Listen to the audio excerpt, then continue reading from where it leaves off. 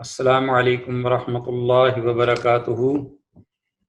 الحمد للہ الذی لم یزل عالما قدیرا سمیعا بصیرا والصلاة والسلام علی من ارسل شاہدا ومبشرا ونذیرا اما بعد فاعوذ باللہ السمیع العلیم من الشیطان الرجیم بسم اللہ الرحمن الرحیم وما آتاكم الرسول فخذوه وما نهاكم عنه فانتهوا وقال عليه أفضل الصلاة والتسليم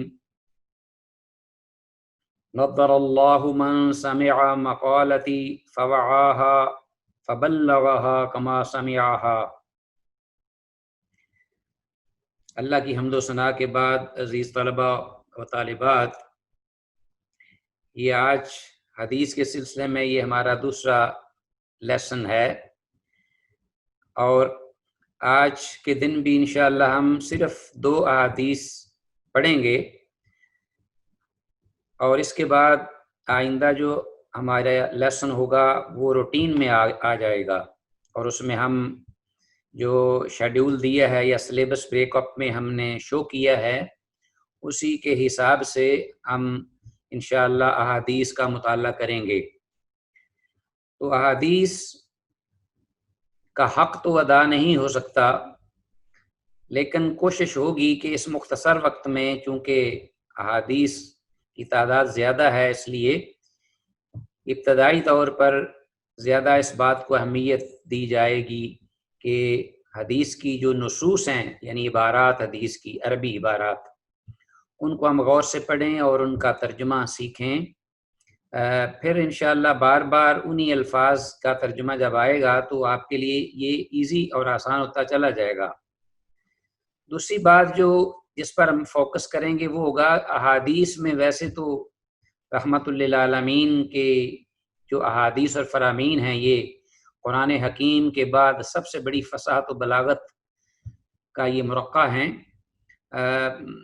اور آپ نے یہ فرمایا بھی ہے انا افصح العرب، کہ میں عرب میں سب سے زیادہ فصیح ہوں، اور پیغمبر پاک صلی اللہ علیہ وسلم کے کلام میں بڑی بلاغت تھی، فصاحت تھی، گہرائی تھی، تو اس لیے بہت سارے فوائد اور مسائل وہ ہم اخذ کر سکتے ہیں ایک حدیث میں، لیکن اس ٹائم مقتضی ہے کہ ایک حدیث پر ائمہ رحمہ اللہ نے ایک رات میں غور و خوض کیا، تو جس طرح کہ غالباً امام شافعی رحمہ اللہ انہوں نے ایک حدیث میں سے ایک رات میں غور و خوض کیا اور ہزاروں مسائل مستنبط کیے، یا ان کے علاوہ دیگر امام تھے۔ بہرحال تو آج کے جو درس میں ہماری 2 حدیثیں ہیں مشکوٰۃ المصابیح کے آغاز میں، مجھے امید ہے کہ آپ سب لوگوں نے حدیث کا ایک نسخہ اپنے سامنے کھول رکھا ہوگا۔ تو پہلے ہم انشاءاللہ حدیث پڑھیں گے، اس کی عبارت، اس کے بعد اس کا ترجمہ، اور پھر اس کے بعد اس سے متعلقہ جو فوائد ہیں۔ یہ جو شروع کی 2 احادیث ہیں ان میں کچھ ایسی بنیادی باتیں تھیں جو میں چاہ رہا تھا کہ آپ کے گوش گزار کر دوں، اور انہی باتوں کی بنیاد پر آگے آپ انشاءاللہ کتاب الایمان پڑھیں گے، اور پھر دیگر کتب اور چیپٹرز جو ہیں وہ آپ دیکھیں گے، تو کئی ایک چیزیں آپ کے ذہن نشین ہوں گی۔ اس کا یہ مطلب ہرگز نہیں کہ جو بھی چیز میں دے رہا ہوں یا بتا رہا ہوں اس کو آپ رٹا لگا کر ابھی سے حفظ کر لیں، نہیں، صرف ان چیزوں کو اپنے مطالعہ میں رکھیں اور اپنے پاس محفوظ رکھیں۔ تو انشاءاللہ جب امتحان ہوگا کہ اس امتحان میں جو سوالات دیے جائیں گے ہر درس کے اینڈ پر، انہی سوالات سے ہی کچھ سوالات پوچھے جائیں گے۔ تو انشاءاللہ اللہ کی توفیق سے ہم آغاز کرتے ہیں۔ سب سے پہلے گزشتہ جو حدیث یا جو لیسن ہم نے پڑھا، آخر پہ وقت ختم ہو جانے کی بنا پر وہ 3 مزید جو سوالات تھے وہ ہم نہیں دیکھ سکے تھے۔ سب سے پہلے آج میں چاہوں گا کہ پہلے وہ 3 سوالات آپ دیکھ لیجئے، اور ان کو اگر ہو سکے تو آپ نوٹ بھی کر سکتے ہیں۔ وہ 3 سوالات آپ کے سامنے ہیں۔ یہ سابقہ سبق کے حوالے سے سوالات۔ پہلا سوال ہے مشکات المصابیح کا معنی ذکر کریں، اور دوسرا سوال صحاح ستہ سے کیا مراد ہے، اور تیسرا سوال طلب علم کے لیے معاون اسباب میں سے کم از کم کسی 3 کا تذکرہ کریں۔ تو مشکات المصابیح کا مطلب بھی ہم نے پڑھ لیا تھا۔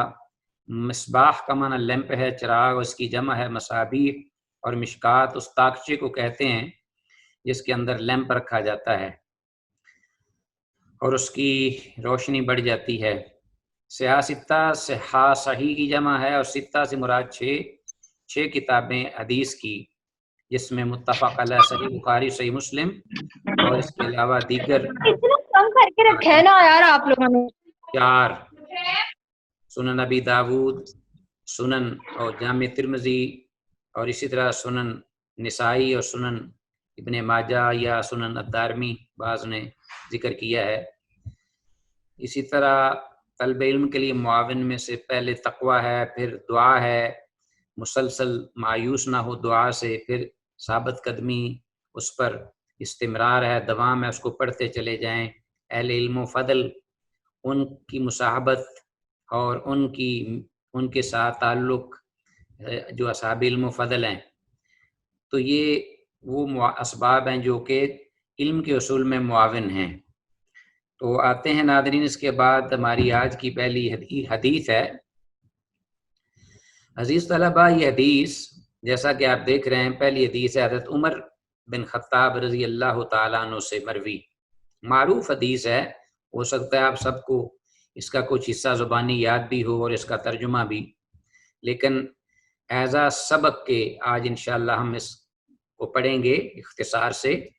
سب سے پہلے عن عمر بن الخطاب رضی اللہ تعالی عنہ قال، حضرت عمر بن خطاب رضی اللہ تعالیٰ عنہ، جو عبداللہ بن عمر کے والد محترم ہیں، خطاب کے بیٹے، اللہ ان سے راضی ہو، یہ رضی اللہ عنہ یہ ٹائٹل اللہ نے ان کو دیا قرآن حکیم میں، رضی اللہ عنہم ورضوا عنہ۔ قال، وہ فرماتے ہیں سمعت رسول اللہ، میں نے سنا اللہ کے رسول صلی اللہ علیہ وسلم سے، یقول، آپ فرما رہے تھے، انما الاعمال بالنیات، انما حصر کے لیے، یعنی اعمال کا یقینی کوئی اس میں شک و شبہ نہیں، مدار ان کا، ان کی قبولیت کا، ان کی قیمت اللہ کی بارگاہ میں پڑھنے کا نیتوں پر ہے۔ نیت کی جمع نیات، دل کے ارادے کا نام ہے۔ وَإِنَّمَا، اور یقیناً بے شک، لِكُلِّ امْرِئٍ، ہر آدمی کے لیے وہی کچھ ہے، ما نوا، جس کی اس نے نیت کی، دل کے اندر جو اس نے نیت کی، اچھی کرے گا تو اچھا ثمرہ ہوگا، بری کرے گا تو برا۔ ساتھ ساتھ تفاصیل اس کی آگے پڑھیں گے۔ فَمَنْ كَانَتْ هِجْرَتُهُ إِلَى اللَّهِ وَرَسُولِهِ، اب ہجرت بظاہر بہت بڑا عمل ہے، اللہ اکبر، قرآن اور حدیث میں اس کا اجر و ثواب آپ دیکھیں تو حیران ہو جائیں، لیکن اگر یہ بظاہر نمود و نمائش کے لیے ہجرت ہوگی تو اس حدیث نے فیصلہ کر دیا۔ من کانت ہجرتہ، جس کی ہجرت اللہ، اللہ کے لیے ہو، ورسولہ، اور اس کے رسول کی رضامندی، دونوں ہستیوں کی رضامندی کی خاطر، دونوں ہستیوں کی اطاعت و فرما برداری میں ہجرت ہوگی، تو اس کی ہجرت فہجرتہ الی اللہ ورسولہ، یعنی نیت اور ارادے سے اگر یہ ہجرت ہوگی اللہ اور اس کے رسول کی خاطر، تو وہی کاؤنٹ ہوگی اصل ہجرت، جس کا اجر و ثواب ہے۔ ومن کانت ہجرتہ، اور وہ شخص کانت ہوگی ہجرتہ، اس کی ہجرت، لدنیا، دنیا کے لیے، اللہ اکبر، یہیں سے ہی معاملہ جو ہے فساد کی طرف آ جاتا ہے۔ ہجرت الی اللہ ورسولہ، یہ تو اطاعت و فرما برداری اور خیر و برکت کی بات، اور اس سے فساد کی، بگاڑ کی طرف۔ ومن کانت ہجرتہ الی دنیا، جب دنیا کے لیے ہوگی، دکھلاوے کے لیے ہوگی، نمود و نمائش کے لیے ہوگی، دنیاوی فوائد کے لیے ہوگی، جیسا کہ حدیث میں ذکر ہے کہ کس کے لیے، ہجرت لدنیا، تاکہ دنیا کو کمائے، او امرأۃ، یا اس کا ٹارگٹ، اس کا ہدف، مقصد جو ہے وہ عورت ہوگی، کیا کہ ہوا کہ اس کے ساتھ نکاح کر لے۔ ہجرت کرنے کا اتنا بڑا عمل، اور اس کے آگے مقصد کیا ہے کہ وہ اس سے نکاح کر لے کسی عورت سے جا کر وہاں. اصل مراد ہجرت نہیں تھی اللہ اس کے رسول کی خاطر بلکہ اس عورت کی خاطر. تو فرمایا رسول الصادق والمصدوق صلی اللہ علیہ وسلم نے فَهِجْرَتُهُ إِلَىٰ مَا هَاجَرَ إِلَيْهِ، تو اس کی ہجرت پھر اسی جانب بھی ہوگی جس کی طرف اس نے ہجرت کی ہے. دنیا کی کمائی کے لیے کی ہے تو دنیا ہی ملے گی، ہو سکتا ہے دنیا ملے بھی نہ. اور عورت کی خاطر ہے تو ہو سکتا ہے عورت مل جائے اور عورت نہ بھی ملے. بہرحال اجر تو گیا اس کا. تو عزیز طلبہ، یہ حدیث واضح نیت کے بارے میں پوری حدیث ہے، اس کو آپ یاد کر لیں تو بہت اچھی بات ہے. متفق علیہ جب کہا جاتا ہے تو اس کا اصل معنی تو یہی ہوتا ہے کہ اس کو امام بخاری اور امام مسلم نے روایت کیا ہے اپنی اپنی صحیح میں. لیکن ایک بات اور میں آپ کو بتا دوں، اس سے مراد صرف یہی نہیں ہے بلکہ اس سے مراد یہ بھی ہے کہ امام بخاری اور امام مسلم دونوں جو ہیں انہوں نے ایک ہی راوی کے ساتھ اپنی ایک ہی سند کے ساتھ ذکر کیا ہے. سند بھی دونوں کی ایک ہے اور راوی بھی ایک ہے. تو بعض احادیث ایسی بھی ہوتی ہیں کہ امام بخاری ذکر کر رہے ہیں اور راوی سے، اور امام مسلم راوی روایت کر رہے ہیں اور صحابی سے. صحابی مختلف ہیں لیکن حدیث ایک ہے یا متن ایک ہے، تو اس کو ہم متفق علیہ نہیں کہہ سکتے، وہاں کہیں گے رواہ البخاری و مسلم یا رواہ الشیخان. آتے ہیں آگے ہمارے پاس حدیث کو مقدم رکھنے کی وجہ اور اس کا مقام. یہ عزیز طلبہ بڑی اہم بات ہے کہ اس حدیث کو مقدم کیوں رکھا گیا ہے. آپ دیکھیے یہاں مشکات المصابیح میں کتاب الایمان سے بھی پہلے یہ حدیث سب سے پہلے ائمہ محدثین نے اکثر و بیشتر یہی حدیث ذکر کی ہے شروع میں. تو دیکھتے ہیں کیوں مقدم ہے. واضح بات ہے، حدیث کا جو آپ نے پڑھا ہے اپنا اس کا اپنا متن جو پڑھا ہے آپ نے، تو اس سے معلوم ہو گیا اس کے ترجمے سے بھی کہ طالب علم جو ہے وہ اپنی نیت کو اللہ کی رضا اور خوشنودی کے لیے رکھے. اور آگے ہم ذکر کریں گے اس حدیث کا جو شان ورود ہے وہ بھی یہی اسی طرح کا ہے. محدثین رحمہم اللہ اس حدیث کو اس لیے پہلے ذکر کرتے ہیں تاکہ طالب علم اپنی نیت کو اللہ کی رضا اور خوشنودی کی خاطر خالص رکھے اور تعلیم حاصل کرنے میں اس کے سامنے اور کوئی مقصد نہ ہو. اب یہ بھی ہے کہ اس کا مقام حدیث کا بہت بڑا ہے. ائمہ محدثین رحمہم اللہ تو کہتے ہیں کہ یہ وہ حدیث ہے جس پر پورے دین کا مدار ہے. ایسے بھی اقوال ملتے ہیں، بعضوں نے اس کو نصف کہا ہے، دین کا پورا نصف ہے، اور بعضوں نے کہا اس کا ایک تہائی ہے، بعضوں نے کہا ایک ربع ہے. امام شافعی رحمہ اللہ سے امام حافظ ابن رجب الحنبلی رحمہ اللہ کا یہ قول ہے اس بارے میں کہ یہ ان حدیث میں سے ہے کہ جن پر دین کا مدار ہے پورا. ظاہر ہے کہ اعمال اور افعال اور معمولات جتنے بھی ہیں ان پر نیت اس کا اعتبار ہے، اور خاص طور پر عبادات میں نیت نہیں صحیح ہوگی تو عبادت ہی صحیح نہیں ہوگی. عبادت صحیح نہیں تو انسان کے پلے کچھ بھی نہیں. امام شافعی رحمہ اللہ سے روایت کی جاتی ہے کہ آپ نے فرمایا یہ حدیث علم کا اللہ اکبر نصف حصہ ہے یا تیسرا حصہ بھی کہا گیا ہے، اور اس میں فقہ کے 70 ابواب داخل ہیں. امام احمد بن حنبل رحمہ اللہ سے روایت ہے کہ انہوں نے فرمایا اسلام کی بنیاد 3 حدیثوں پر. ایک حدیث یہ حدیث عمر رضی اللہ عنہ ہے جو ہمارے پاس ہم پڑھی ہے ہم نے، اعمال کا دار و مدار نیتوں پر ہے. دوسری ام المومنین حضرت عائشہ رضی اللہ تعالی عنہ سے روایت، وہ بھی بڑی معروف ہے اور آپ پڑھیں گے انشاءاللہ. ہمارے دین میں ایسی بات جس نے ایجاد کی، من احدث فی امرنا ھذا ما لیس منہ فہو رد، جس نے ہمارے اس دین میں کوئی ایسی بات ایجاد کی جس کی اصل سنت سے معروف نہیں تو وہ اور اسی طرح حدیث نعمان رضی اللہ عنہ جس میں یہ ہے کہ الحلال بین امور.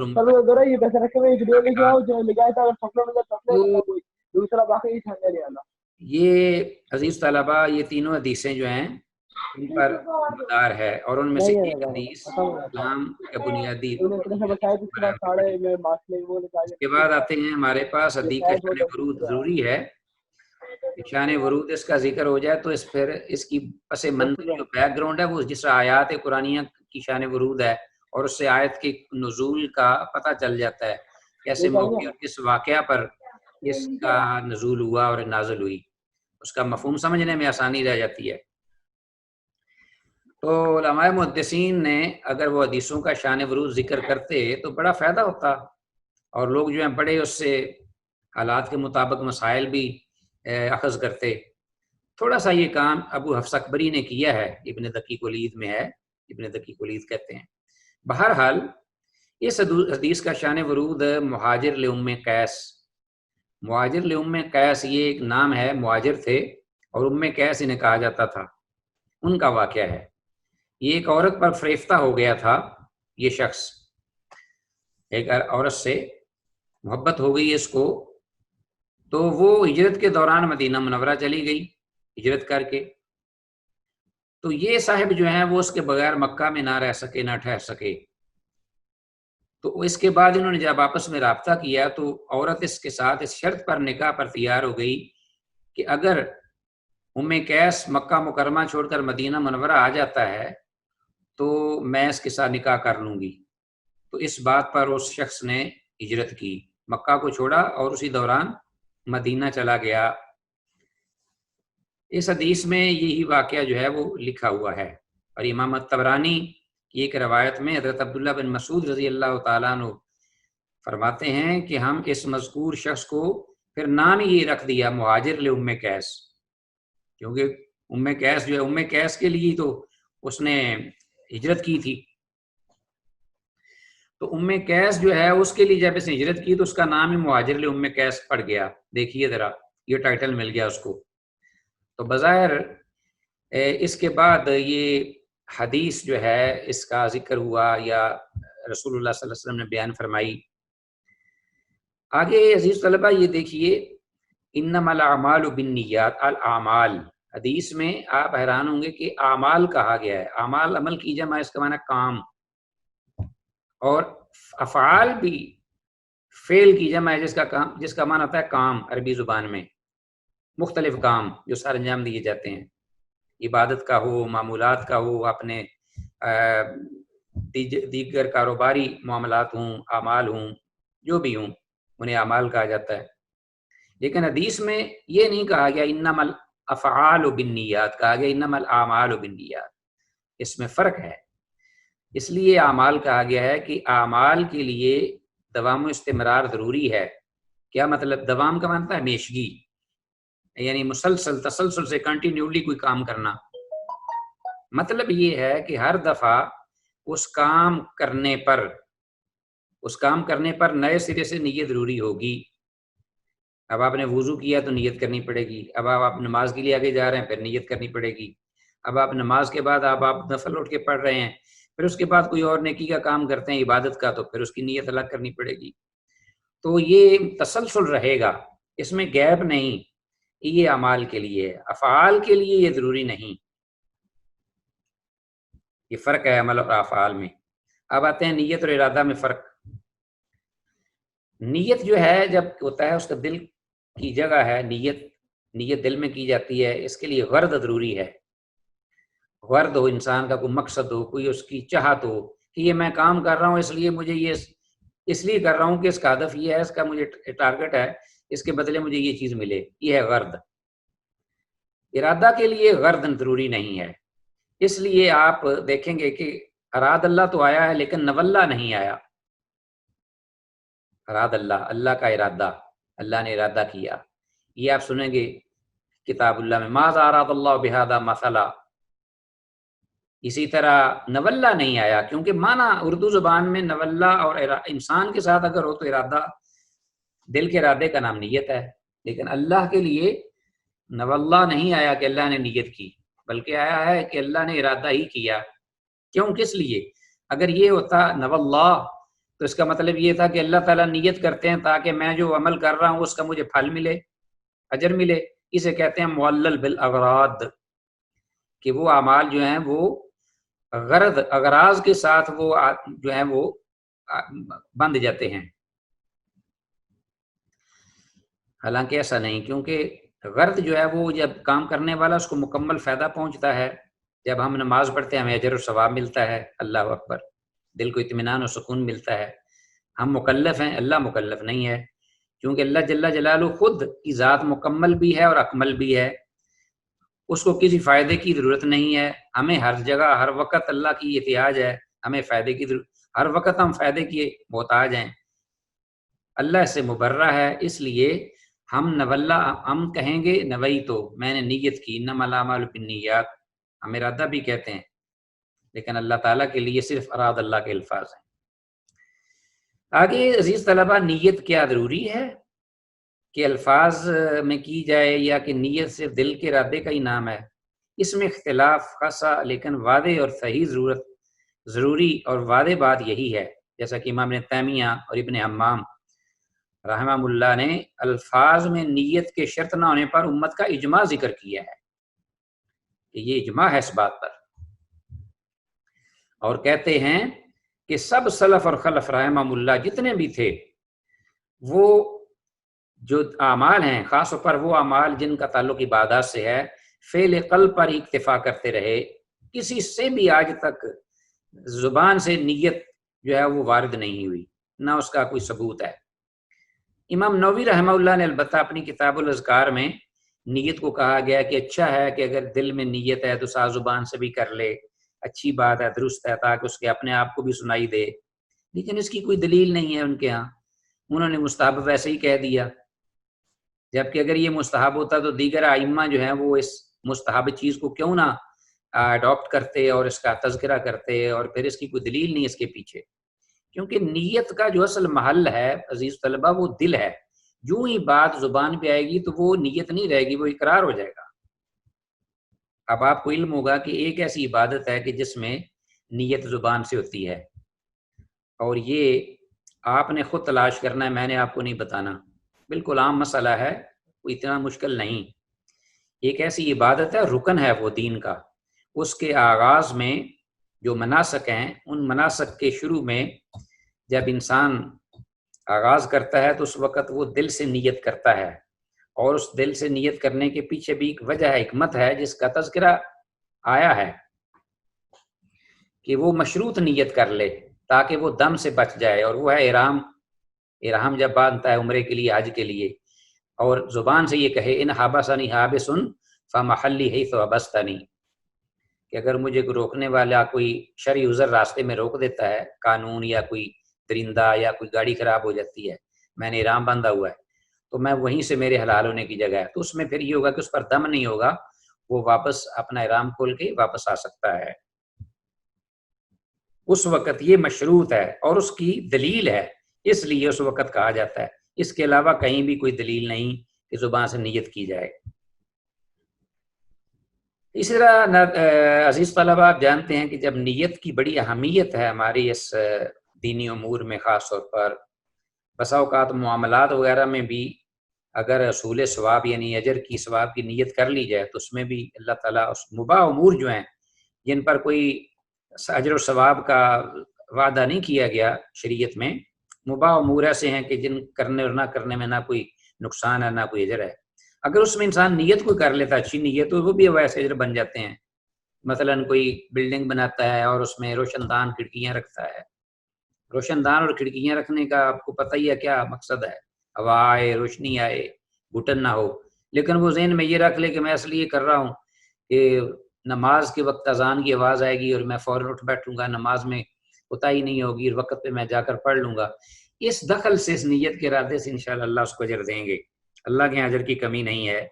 آتے ہیں حدیث کے حوالے سے فوائد و مسائل. یہ حدیث نمبر 2 جو ہے کہ ہم پڑھیں گے انشاءاللہ, اب ہمارے سامنے ہے کتاب الایمان میں پہلی حدیث. آپ اپنی کتابیں دیکھ لیجئے اور کتابیں سامنے رکھ لیں. اس پر ہم پہلے اس حدیث جو کہ حضرت عمر رضی اللہ تعالیٰ عنہ سے ہے اس کو پڑھتے ہیں اور اس کا ترجمہ, اس کے بعد پھر اس سے جو فوائد ہیں وہ دیکھیں گے انشاءاللہ. عزیز طلبہ, ہمارے پاس یہ کتاب الایمان میں پہلی حدیث ہے. ان عمر بن الخطاب رضی اللہ تعالی عنہ قال, حضرت عمر بن خطاب رضی اللہ تعالیٰ عنہ سے روایت ہے. یہ دوسری, پہلی حدیث بھی اسی طرح انہی سے مروی تھی, حدیث نیت, اور یہ دوسری حدیث سے حدیث جبریل کہتے ہیں, معروف ہے حدیث جبریل. وہ فرماتے ہیں کہ بینما اس حال میں کہ نحن عند رسول اللہ، ہم اللہ کے رسول صلی اللہ علیہ وسلم کے پاس بیٹھے ہوئے تھے، آپ کی رفاقت میں صحابہ موجود تھے، اس میں حضرت عمر رضی اللہ عنہ بھی تھے۔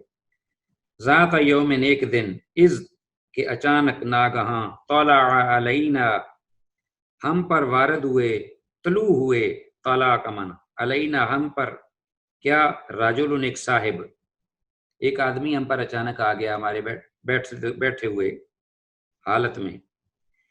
ان کا حلیہ کیا تھا؟ بیان کرتے ہیں حضرت عمر رضی اللہ عنہ، شدید و انتہائی سخت، بیاض الثیاب، سفید کپڑے تھے، بیاض الثیاب، کپڑوں کی سفیدی، شدید و انتہائی سخت، سواد الشعر، سر کے بال یا داڑھی کے بال جو بھی نظر آ رہے تھے انتہائی سیاہ تھے، یعنی حسن و جمال کا مرقع تھے۔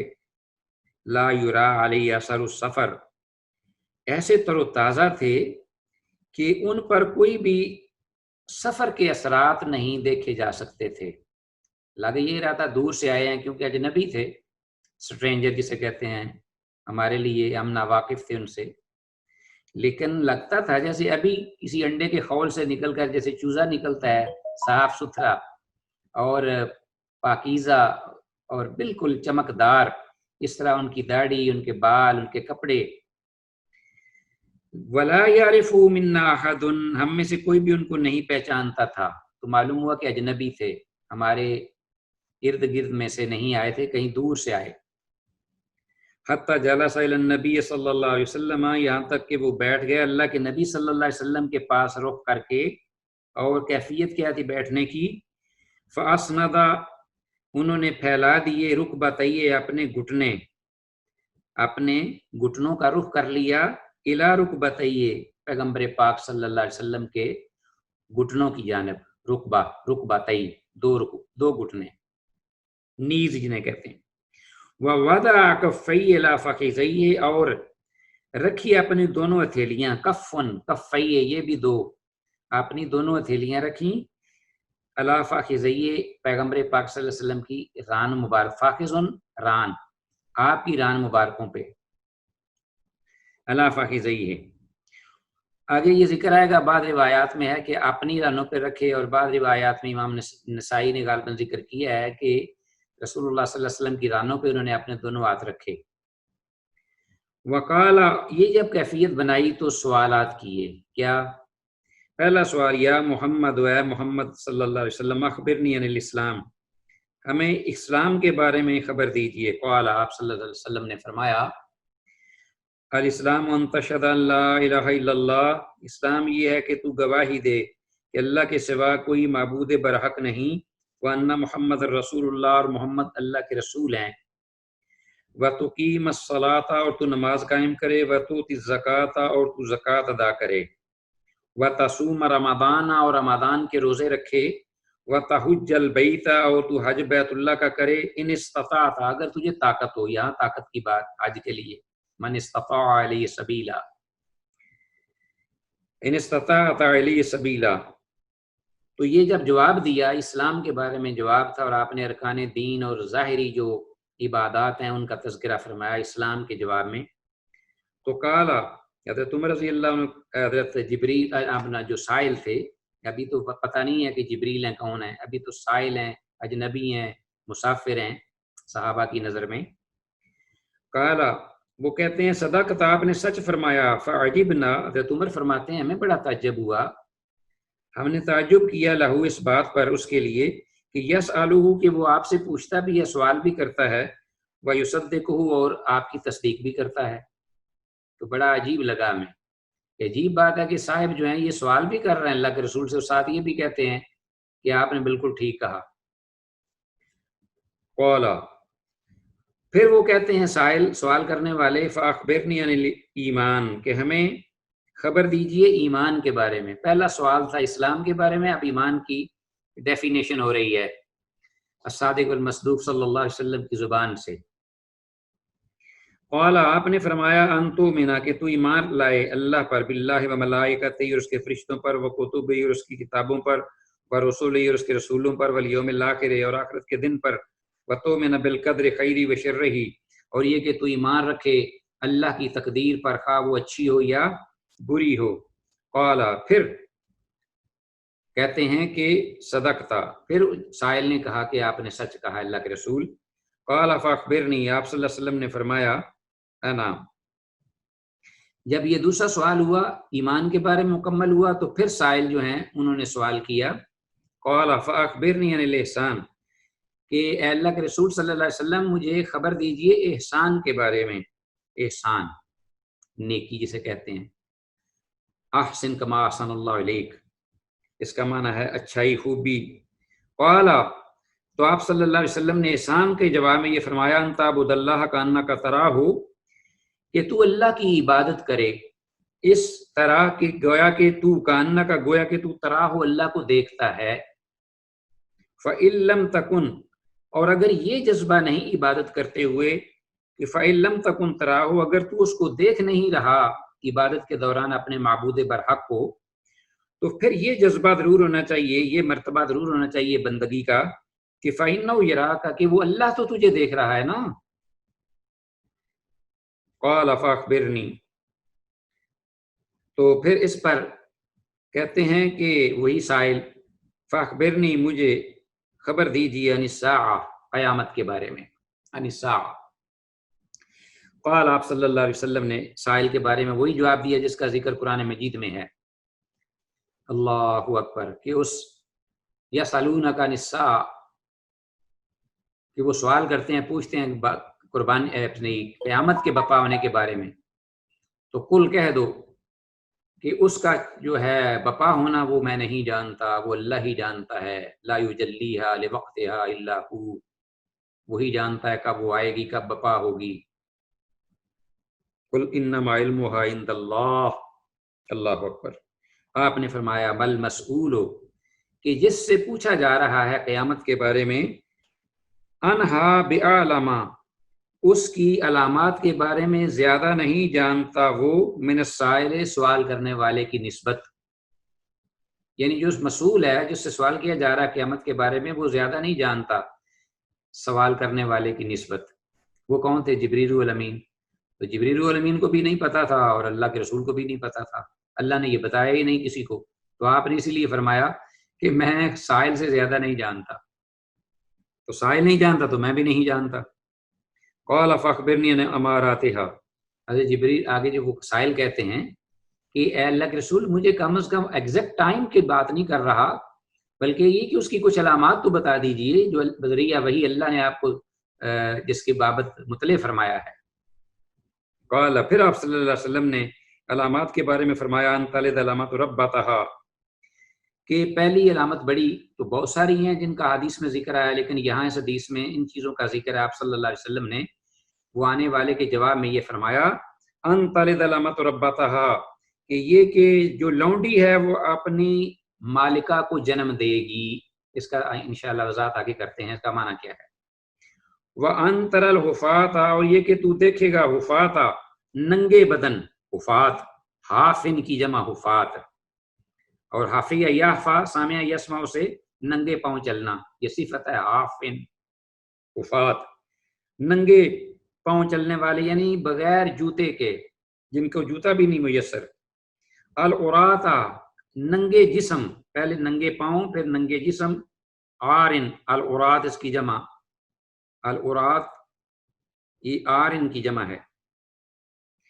नंगे पांव नंगे जिस्म वाले। अल आलता, फकीर, फुकर साहब अयाल, कसीरुल अयाल, जिनके बच्चे, जिनका खानदान बहुत ज्यादा हो, इनकम कम हो और अखराजात ज्यादा हो, कसीरुल अयाल। ये कह के फकीर हो गए वो, मुफ्तकिर, जरूरतमंद। और इस तरह रिया शाय, राई की जमा रुआत, और रिया और रुआ भी आती है। तो राई बकरियां चरवाहा, चराने वाला। जैसा हदीस में आता है कि हर शख्स तुम में से एक राई है, कुल्लुकुम राइन व कुल्लुकुम मसऊलुन अन रइयतिही। तो इसकी जमा है राइन, रुआत और रिया। ठीक है जी, रुआउन भी आती है, रियाउन भी आती है, रुआतुन भी आती है।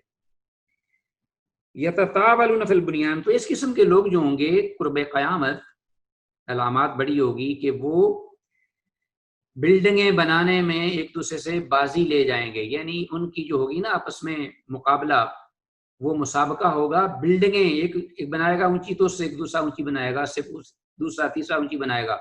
اور اس کی شہادت آج ہمیں عملی طور پہ مل رہی ہے، خاص طور پر عرب دنیا میں، جس میں رحمت للعالمین نے یہ بات کی تھی کہ عربوں کے چرواہے اور ننگے جسم ننگے بدن اور فقیر جو ہیں وہ ان کی ہی نسلیں ہوں گی آگے. تو جو بھیڑ بکریاں چرانے والے وہ بلڈنگیں بنانے میں ایک دوسرے سے سبقت لے جائیں گے. قال، پھر راوی کہتے ہیں ثم انطلق فلبثت مليا، حضرت عمر رضی اللہ عنہ کہ وہ صاحب سوال کرنے کے بعد چلے گئے وہاں سے. جب چلے گئے تو میں وہاں ٹھہرا، فلبثت مليا، میں کچھ دیر ٹھہرا رہا. صحابہ بھی چلے گئے ہوں گے، اللہ کے رسول صلی اللہ علیہ وسلم بیٹھے تھے.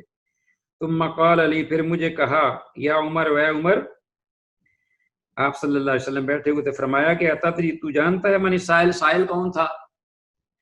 قلت، تو میں نے کہا اللہ و رسول عالم، کہ اللہ اور اس کے رسول ہی زیادہ جانتے ہیں. قال، آپ صلی اللہ علیہ وسلم نے فرمایا، انہ جبریل، یا انہ جبرائیل، کہ وہ جبرائیل تھے. اب رحمت للعالمین نے بیان فرمایا.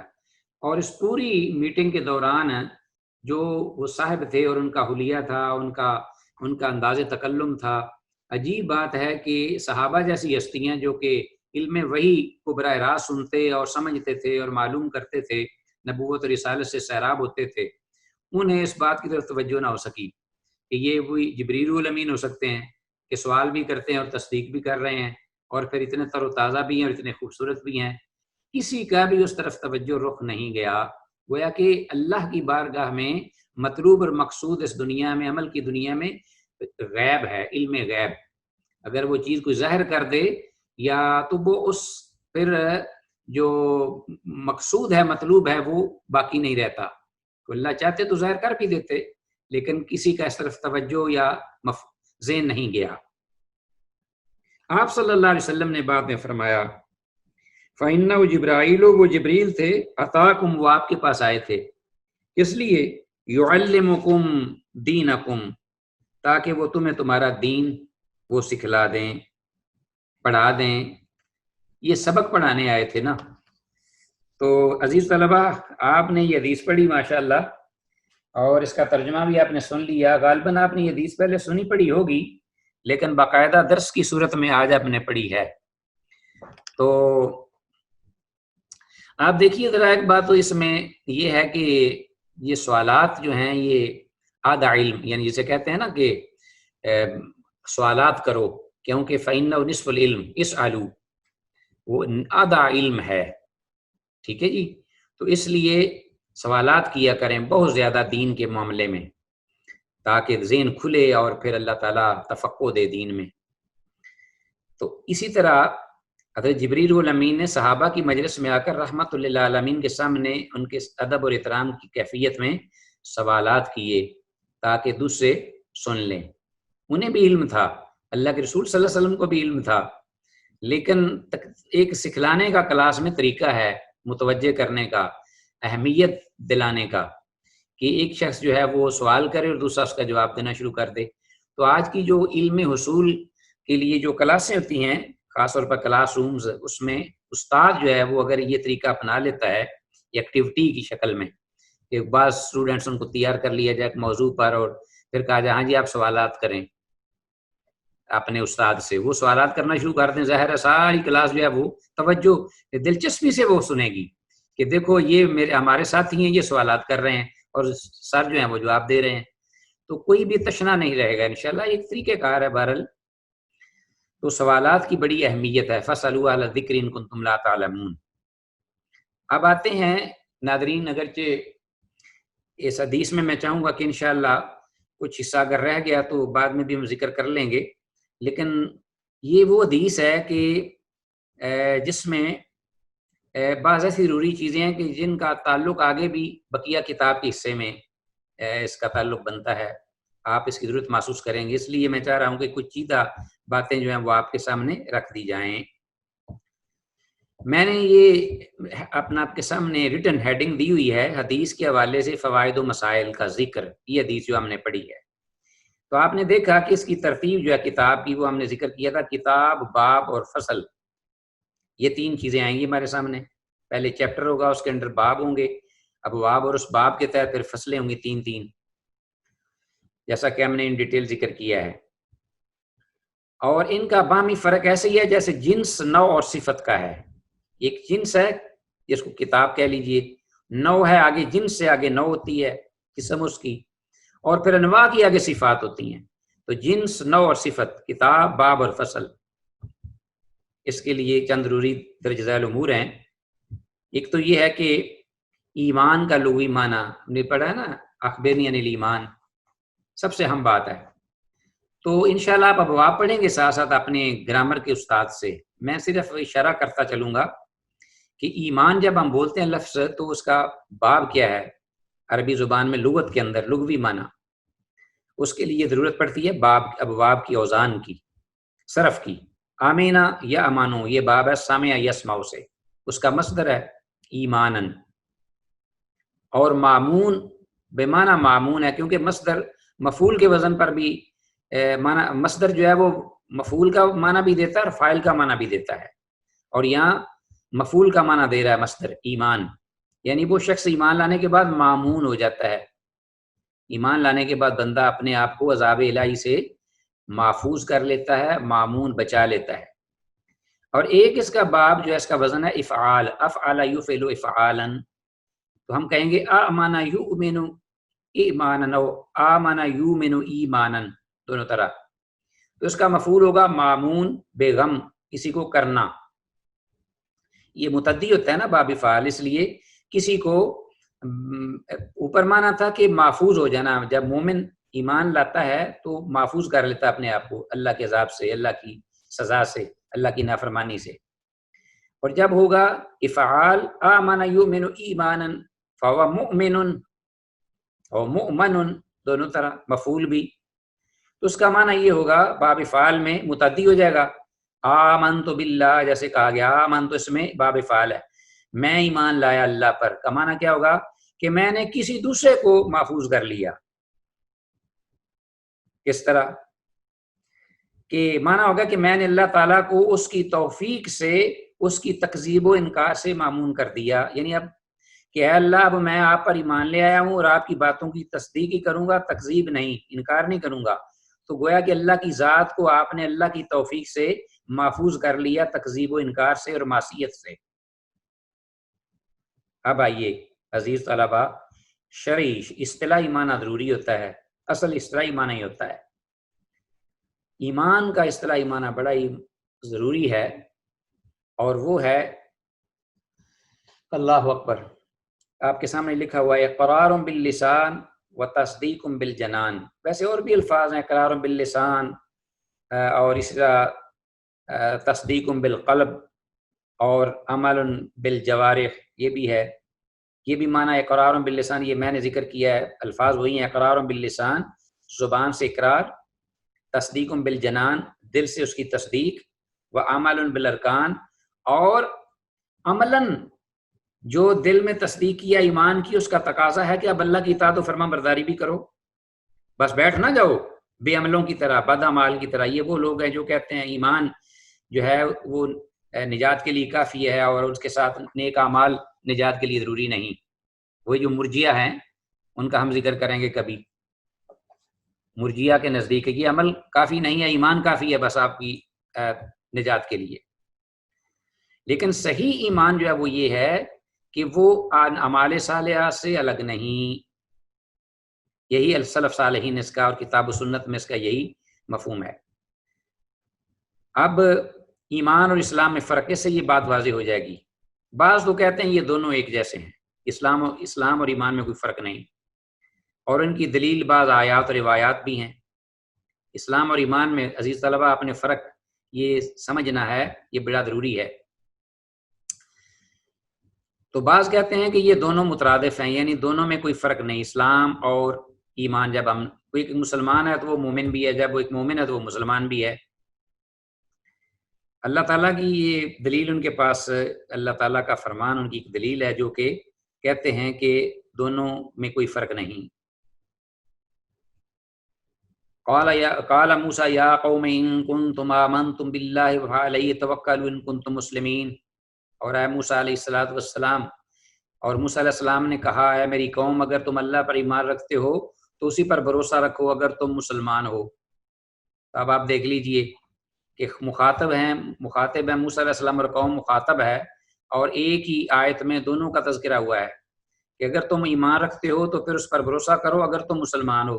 مطلب یہ کہ جو مسلمان ہو تم مومن بھی ہو، مومن ہو تو مسلمان بھی ہو، دونوں میں کوئی فرق نہیں۔ اور ایک وفد عبد القیس کی روایت بھی آتی ہے کہ جن میں انہوں نے، واقعہ لمبا ہے جس میں یہ الفاظ تھے کہ انہوں نے کہا اخبرنا عن الاسلام، کہ ہمیں اے پیغمبر اسلام کے بارے میں بتائیے، تو آپ صلی اللہ علیہ وسلم نے فرمایا ان تؤمنوا، کہ تم ایمان لاؤ، یعنی یہ نہیں کہا کہ ان تسلموا، بلکہ کہا ان تؤمنوا، جواب میں ایمان، سوال اسلام کے بارے میں تھا، جواب ایمان کے بارے میں، جواب ایمان کے ساتھ ہے، تو معلوم ہوا کہ ایمان اور اسلام ایک ہی چیز ہے۔ اسی طرح ایمان اور اسلام میں تغایر جمہور اہل علم کہتے ہیں یہ تو تھا ایک کا، ان کی اور بھی دلیلیں ہیں لیکن یہاں اتنی کافی ہیں۔ اور دوسرا جو بڑا ہے وہ اپنا قول وہ ہے جمہور اہل علم دیگر جو ہیں وہ کہتے ہیں کہ ایمان اکثر علماء اہل سنت کہ ایمان اور اسلام میں فرق ہے دونوں میں، اور ان کی ایک دلیل تو ہے سورۃ الحجرات کی، قالت الاعراب آمنا قل لم تؤمنوا ولکن قولوا اسلمنا، کہ اعراب بدویوں نے کہا کہ ہم ایمان لائے، اے پیغمبر ان سے کہہ دیجئے کہ وہ ایمان نہیں ابھی تک لائے، وہ تو مسلمان ہیں۔ اسی طرح عزیز طلبہ یہ حدیث جبریل جو آپ پڑھ رہے ہیں اس میں بھی آپ دیکھتے ہیں کہ اس آنے والے یعنی حضرت جبریل الامین نے الگ الگ ایمان اور اسلام کے بارے میں سوال کیا، اور رسول اللہ صلی اللہ علیہ وسلم نے الگ الگ ہی جواب دیا اور باقاعدہ ڈیفائن کیا اس کو، انت شہدا انتو من باللہ، اس طریقے سے۔ تو اسی طرح ایک یہ بھی ہے کہ ان میں فرق ہے، جو ہم دعا پڑھتے ہیں اپنی جنازے کی دعا، اللہم من احییت منا فاحیی علی الاسلام ومن توفیت منا فتوفہ علی الایمان، اس میں بھی الگ الگ بہت سی اور بھی کتاب و سنت میں دلائل ہیں۔ اور ایک تیسرا بھی ہے، وہ صاحب یہ کہتے ہیں، ان کا یہ قول ہے یا وہ گروہ، وہ یہ کہتے ہیں کہ دونوں میں وہ کہتے ہیں کہ فرق بھی ہے، نہیں بھی فرق، کس طریقے سے کہ جب اذا اجتمع افترقا و اذا افترقا اجتمع، کہ جب اسلام اور ایمان دونوں کا ایک جگہ پر اکٹھا ذکر ہو تو ایمان کا اپنا معنی ہوتا ہے اور اسلام کا اپنا، لیکن جب یہ الگ الگ ہوں ذکر تو پھر اسلام جو ہے اس سے مراد ایمان بھی ہوتا ہے اور ایمان سے مراد اسلام بھی ہوتا ہے۔ واللہ اعلم وعلم بالصواب۔ عزیز طلبہ، ہم آج وقت ختم ہونے پر اسی پر اکتفا کرتے ہیں، اور انشاءاللہ اس حدیث کے حوالے سے جو کچھ وضاحت ہے کل تذکرہ کریں گے انشاءاللہ، اور آگے دیگر احادیث بھی کچھ پڑھیں گے۔ ھذا ما عندی واللہ اعلم وعلم بالصواب۔ السلام علیکم ورحمۃ اللہ وبرکاتہ۔